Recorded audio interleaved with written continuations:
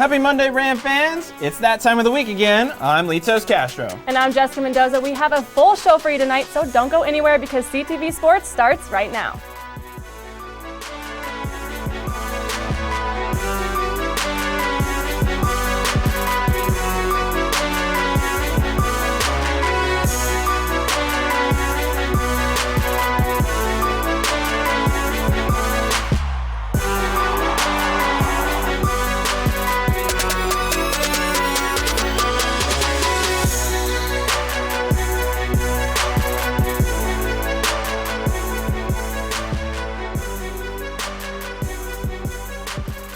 The number 4 ranked Duke Blue Devils welcomed Colorado State's men's basketball team into their not-so-friendly arena on Friday night for the Cameron Indoor home opener.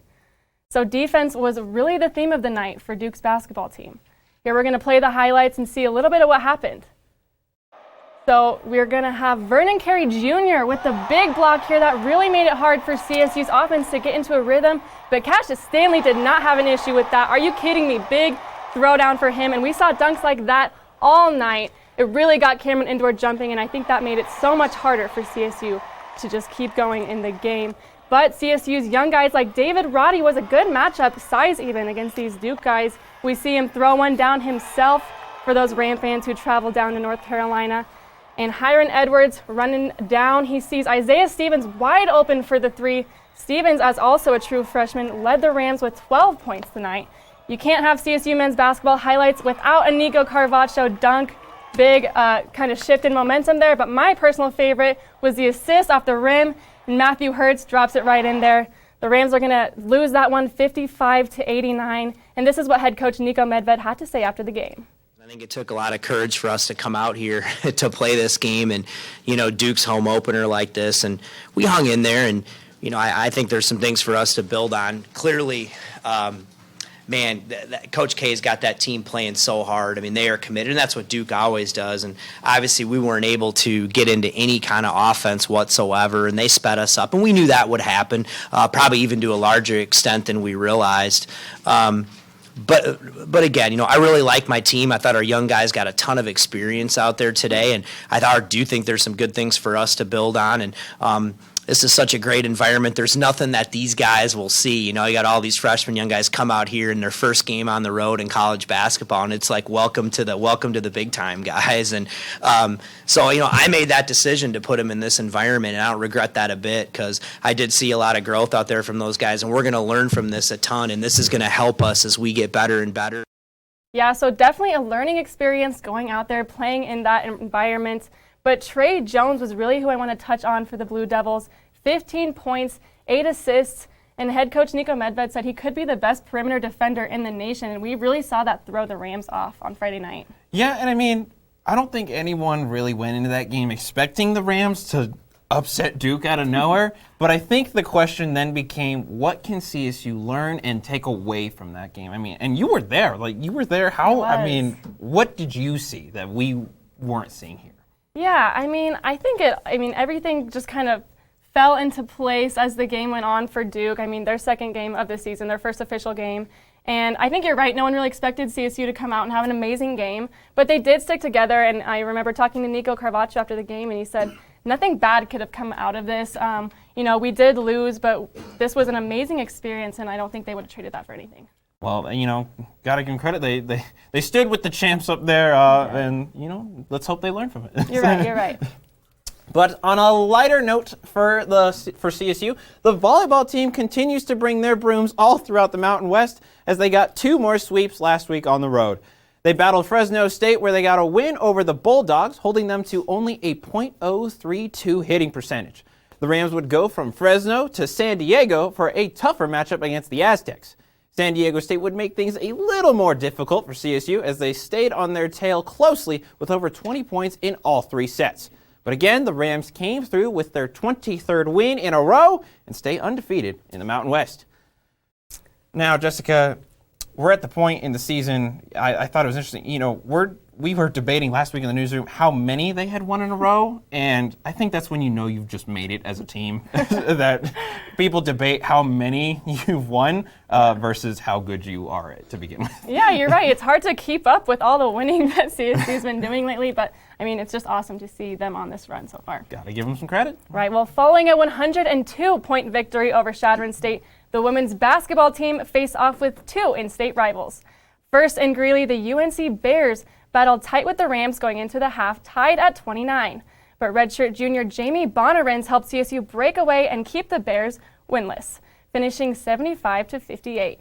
And finally, to wrap up the weekend, the women met up with Western Colorado in Moby Arena. CSU's defense stunned Western from the start, not allowing a single point from their opponent for over 3 minutes into the game and forcing 30 turnovers overall. However, the Rams ran into their own brick wall in the second quarter when they had an 8-minute scoring drought, only scoring 8 points in the entire quarter. But the Rams defense stayed strong even when their offense couldn't produce, winning 56-47, and they stay undefeated 3-0. And you know, a special thing about this team is 4 of its members are international students. Hunter Fillmore has the scoop. Inclusion and diversity, two things that CSU prides itself on. The women's basketball team has recruited players from all around the world. That type of diversity, you know, kids from, I think a couple from Australia, Belgium, Turkey, you learn a lot about, each other. Taylor Mole, a player from Australia, has been able to play both there and in the U.S. Over here it's more like go, like one-on-one moves and stuff like that, so you have to be really good off the bounce. Players that are from the U.S. are able to learn more about their teammates' play styles every time they step on the court together. A lot of my foreign teammates are really long. I've learned that in athletic, but as far as playing style, they're all like combo guards, so they can do a lot of everything. And I think that's the biggest thing I've learned. Despite being from different places, this team is still able to have a strong friendship on and off the court. You learn about someone who you never thought you would meet. Like, basketball just brings together people who become your lifelong friends. It's just, you eat what they eat, like how they talk. It's just an amazing thing. And in the end, these friendships have created one common goal. Yeah, you learn a lot about, each other. And the thing that I think everybody enjoys is we can all come from these different countries, and we're all here for the same thing. We want to be a good basketball team. Hunter Fillmore, CTV Sports.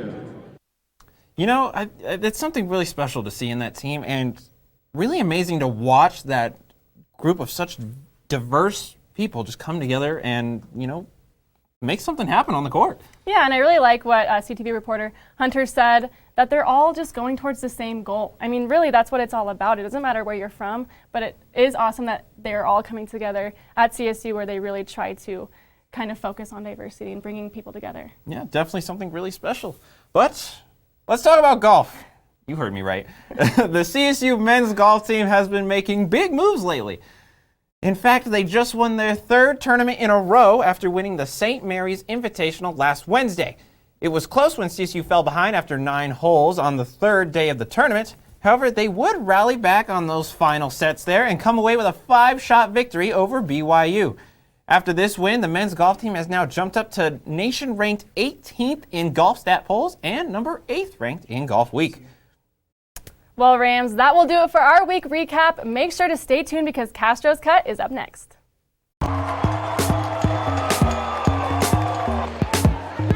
Here on the track. That's what we have today. Thank you.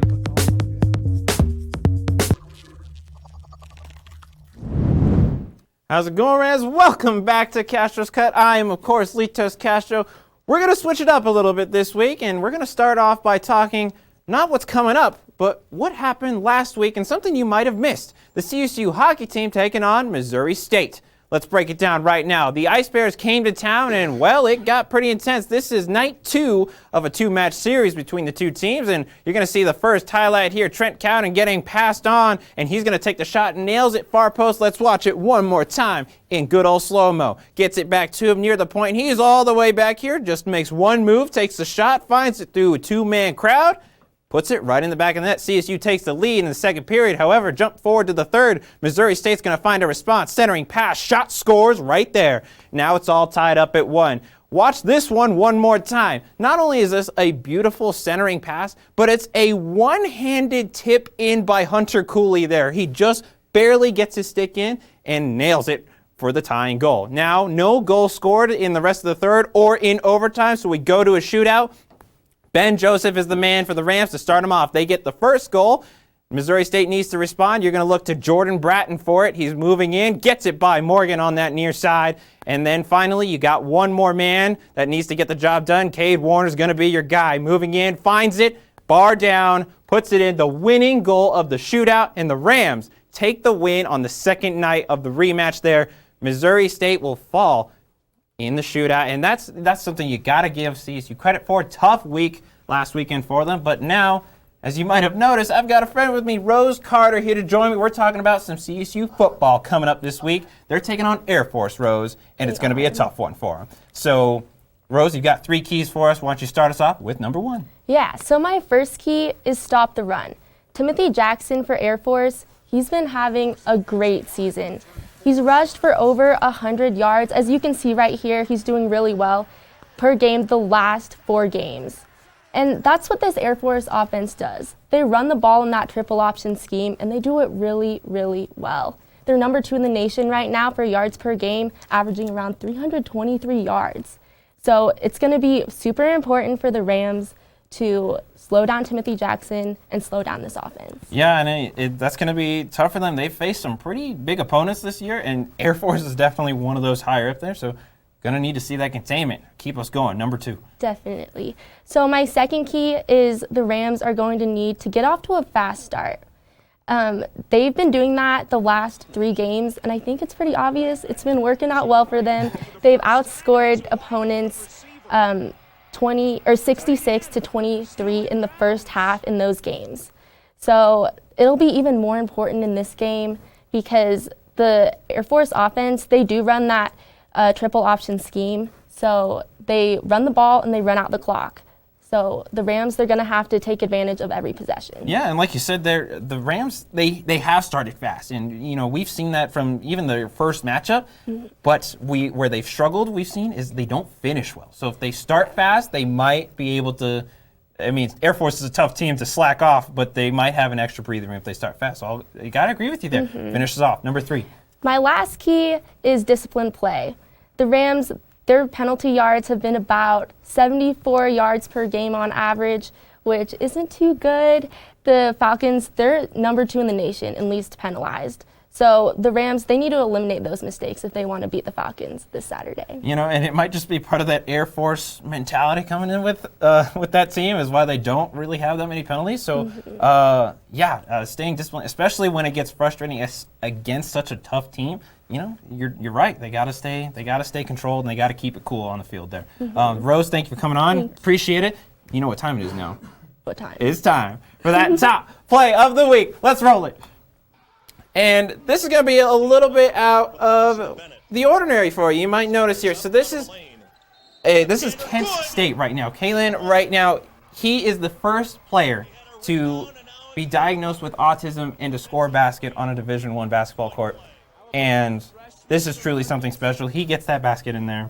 And for me personally, I got to say that means a lot to watch that happen. And it's just something really special to watch. Yeah, that's awesome to see. Got to give him credit there. Rams, that's all we have for you. Castro's Cut. Thank you for tuning in, but do not go anywhere because the Triple J Pick'em Challenge is coming right up next. Here on the track. That's what we have today. Thank you. If I could go back and change it all, I would. I think I'm gonna miss you the most. I'm sorry. I'm so sorry. I'm so sorry. Or maybe it's just the little moments. If I could go back and change it all, if I could go back, I would. But I can't.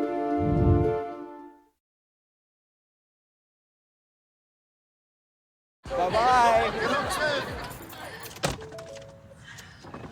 Hi. Hoping for a crisp breeze to help keep you alert. Oh, he took a sip of water too. That'll probably help. You were probably going to turn down the radio too, so you could focus, right? Probably okay isn't okay. Right. If you see a warning sign, stop and call a cab, a car, or a friend. I think the water line is what really drove it home. I blew on him.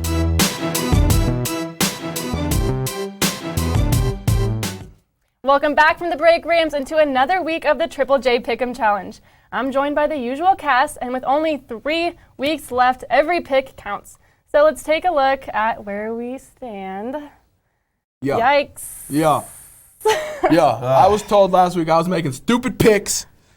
And who said that? Look what happened. Who said that? Jared said he's making the smart picks. So what's the vice versa of smart picks? Stupid picks. All right, Jason. Well, our first pick is the Deep South's oldest rivalry, number 5 Georgia versus number 13 Auburn. Why don't you start it off with some smart picks this week? How about? Well, I'm not going to say that because Jared gets one wrong every time he says that. So, with my pick, I am for sure taking the Auburn Tigers. You know why? Because they got Bo Nix. That's why. And they're at home. Being a team that you're on the road and you're the underdog, then it kind of hurts you. But you're at home and you're the underdog, that just puts more drive in you to go out and win this game. And I don't see Auburn leaving their home field without a big win over Georgia. I'll disagree with that because Georgia is – you have to look at it, though. Auburn and Georgia have very good defenses, right? They're both nationally ranked in defense. Yes. But I want to dive a little bit into Georgia's offense right now. They have Jake Fromm, great quarterback, but they also have Lawrence Cager, great receiver. But if you want to go a little deeper into it, which I want to do, I want to talk about George Pickens, the 6'3" baller. Now look at this. Okay, he's a true freshman, and look at this extension on that play. You tell me one person in the Auburn Tigers that can stop him, and guess what? Missouri is ranked better on defense than the Auburn Tigers this year. This is a better defense he's going up against. And guess what? You're going to see that again this upcoming Saturday. And that's all I got to say about that. Well, I don't remember you saying that when you picked Florida against Georgia. You never said Jake Fromm was a good Florida quarterback. Florida was a better defense than Auburn at the time. Much better. And they started falling apart throughout the year. I did not expect that. All right, Jessica, please go. Well, as you brought up Missouri, their coach Barry Odom said they're better than they're getting credit for right now. And even Auburn's head coach said that Georgia might be the best in the country. So I got to go with Georgia here. Best in the country at what? Football. They're the best team in the country. What are you talking about? Excuse me? Best in the country. Yeah, anyways, Ohio they've State won. Is not the best team in the country. They've won the last 11 of the 14, and this is not the year for Auburn to switch that around. I mean, their defense is just too good this year. Georgia's is only allowing about 10.1 points per game, so got to go with Georgia. Plus, got a little bit of beef with Auburn ever since the whole Oregon thing, but War Eagle. We'll just skip that one. I don't know. You got to give it to Georgia. They're going to win this game. Nope, Auburn. They're better. All right, we're moving. For our next pick, we got the undefeated Baylor Bears hosting Jalen Hurts and the Oklahoma Sooners. So, Jared, I already know who you're picking. So, okay. I love Jalen Hurts. All right, I admit it. I admit it. Jalen Hurts is a beast. He's 26th in the nation in rushing yards as a quarterback, and he also has 10th in passing yards. It's not like he's just a runner. He can pass. He's a great player. He's running for Heisman right now. He's on a revenge tour for Alabama, screwing him out with Tua, even though Tua was good. I don't think it was a bad situation for him. But also, didn't even mention CeeDee Lamb. CeeDee Lamb, the best wide receiver in the country. Whoa! You kidding me? Yeah. Yes. You know who Jerry Jeudy is? Yes, I do. That's why I said CeeDee Lamb. Oh, my gosh. Stop. All right, CeeDee Jared. Lamb's better after the catch. I'm kind of mad at you, not for the same reason as Jason, but because you literally just stole all my heat. I also got to go with Oklahoma here. I mean, just look at this sheet here. On the bottom of the page, that's going to be offensive rating. They're just like in their own area code. There's no one even near them. All of their offense is just, they work so well together. And like you said, Hurts and CeeDee Lamb, they're just going to be too much for the Bears. Also, Baylor took 3 overtimes to beat TCU. TCU. And? That's true. 3 overtimes? That's just ridiculous. It's because they're a defensive team, which is why they're going to win. They're going to beat Oklahoma. Is it going to take 4 overtimes? Maybe. 5? Doesn't matter. So now you want to talk about defense, but not before when we're talking about Auburn and Georgia. But Baylor's only allowing 19 points a game. Georgia's allowing 10. Okay. So, but Baylor's not this big name school. They're Because Oklahoma's the best offense in the nation. Stop it. What? Yes. Okay, you know what? Before you go into that, I'm just going to go to the next one because you're going to say something ridiculous. The hometown Rams will be hosting the Air Force Falcons on Saturday. Now, this game is going to be an insane game. Jess, who do you got? This is going to be insane. I got to say, I'm so happy it's going to be in Canvas Stadium this year. Both teams are coming off of a bye and winning streaks. I believe it's Air Force on a 4-game win streak, CSU on a 3-game win streak. And with that being said, I just believe that CSU has turned a corner. And I got to say, I got to pick them to win this one. I mean, it's a long haul. It's a little bit of a stretch. Yeah. Oh, you like it? Yeah. Okay. It's a little bit of a stretch. But, I mean, the Navy beat Air Force by keeping them to field goals until the fourth quarter. So I just really want to see CSU step up. I know they have a really powerful offense. I know. But I think CSU's defense has really been stepping it up lately. And I think Rose brought up some great points. Yes. Just limit those mistakes. And what you're going to need to see for CSU to win is you're going to need to see at least 200 yards from Warren Jackson. I'm predicting it now. You need to over see that 200 for them to win. 3 touchdowns, and Patty O'Brien's throwing for over 400. CSU gets the dub. You need to have CSU go off for them to win. This is probably the biggest. This is probably the biggest spread we've ever done on Triple J. It's a negative 11 right now. That's a huge spread for Air Force to win this. And that's Happened Air before. Force. The whole point of it is that Air Force has the triple option, the best running offense in the Mountain West. Yes, they have and no one can stop it. They have the best rushing offense in the Mountain West, and guess who has the worst rushing defense in the Mountain West? Yeah, well, guess who has the 12th passing offense in the 12th best passing offense in the NCAA? Yeah, well, guess what Air Force is? 127. Doesn't matter. Beat them through the air. Because Exactly. they scored to the Outscore ground. through the air. They That's have all over that matters. 300 rushing yards per How game. you do it? There's a chance. Hey, that's all I 300 gotta rushing say. yards per game. there's a Air chance. Force is going to blow them out. It's not even going to be close. I'm going to that game. I want to make sure to note every single thing that you all said and make sure it was wrong. All right. Hey, you know what? What the heck? They hate us because they hate us. Who is that? You know why I made my picks like this week? Because I could go over for the next 3 weeks and you guys still barely catch me. No, because you look like Gardner Minshew. That's the only reason why I'm making these predictions. It more looks like a sad Baker Mayfield mustache, if I have to say so myself, though. So, Winning. are you saying you actually think CSU is going to lose? No, they're going to win. Okay. I Well, have to be on the CSU anyway. wagon going forward. That's all the time we have for tonight. Hop on our Twitter to vote on who you think who will win this semester. It's going to be me. Don't listen to Jason. But Real Talk is coming up next.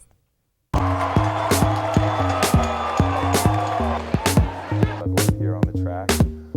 That's what we have today. Thank you.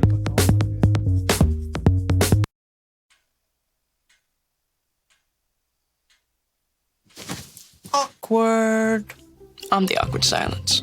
You try to avoid me, then there I am again. But an awkward silence can be a great thing. Like Kelly here is about to demonstrate. You haven't really been yourself lately. Are you okay? Find out how you can help a friend with their mental health at seizetheawkward.org. There are 16 million children struggling with hunger in America. That's 1 in 5 daughters, sons, neighbors, and classmates who don't know where their next meal is coming from. Yet billions of pounds of good food go to waste every year. It's time we do something about it. Feeding America is a nationwide network of food banks that helps provide meals to millions of kids and families in need. Visit feedingamerica.org to help them feed even more. Together, we can solve hunger. Together, we're feeding America.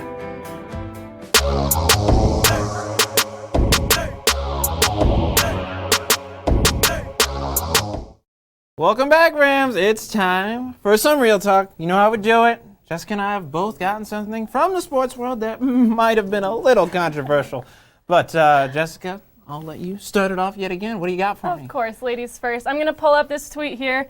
It's from DNVR Nuggets. It says, Towns and Embiid fighting over the second best center in the world title.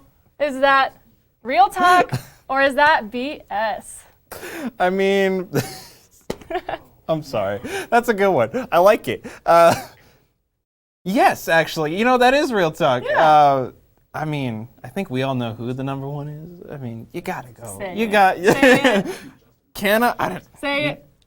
Are you going to say Nicole Jokic? Yes, yeah, you got to Thank go you. with him. That was Okay. exactly my That was kind of where I was trying to get to here. Obviously, Nikola Jokic is the best center in the NBA, and you got to look at what he did last night.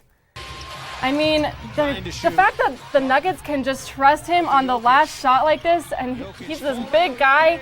He's so clutch. He's so accurate. I mean, are you kidding me? I don't even see how you could put up an argument against it. Yeah, He's the man. it's fun. I really like that Best tweet. That's a good center one. in That's a good one. I Real like talk. that. That was fun. That's All right, we real agree. talk. That's real talk, Ray. Perfect. Okay. All right. Are you ready? Are you ready for mine? Mhm. This one's going to be another fun one for you. So we're going to talk, I know baseball's over. However, there's something about just the way the MLB works, specifically with their fields. Watch this one for me. The outfield fence, they just make it up. To hit a home run in Fenway Park, Boston Red Sox have got to hit that ball 302 feet. Houston Astros, on the other hand, Minute Maid Park, they have to hit the ball 436 feet. And no one ever talks about it. Like, maybe there's a reason why the Red Sox have been to 13 World Series. I mean, real talk or BS? I mean, what's your question? They should all be the same size? Yeah, they should all be the same size. Oh, absolutely. I mean, I Okay. think that's ridiculous. I mean, you also have to look at altitude. Makes difference. Where, you know. So, we have that. But I'm saying, all I'm saying is, makes difference. But I do think. But we baseball have be the so same many size. different sports that football. Yeah, you're right. They can deal with it. Imagine They're fine. if the end zone was a different size in Colorado than it was in Texas. Exactly. It makes no sense. That's a good point. Oh, we Real agree. talk. So good to this week. Happy times. Happy times. All right, Rams, that is all we have for the night. I am Litos Castro. And I'm Jessica Mendoza.